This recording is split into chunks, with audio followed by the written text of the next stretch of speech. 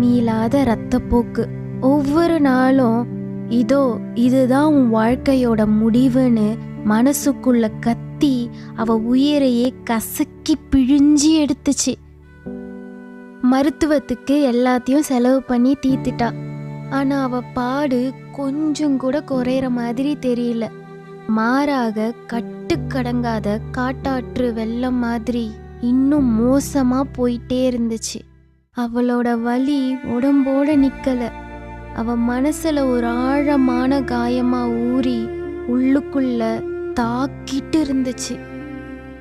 நியாயப்பிரமாணம் அவ மேல தீட்டுன்னு ஒரு முத்திரைய பதிச்சு அவளை ஒரு நிழல் மாதிரி ஆக்கி வச்சிடுச்சு.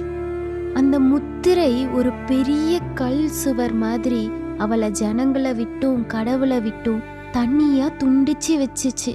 அவ தொட்டா எதுவும் யாரும் தீட்டா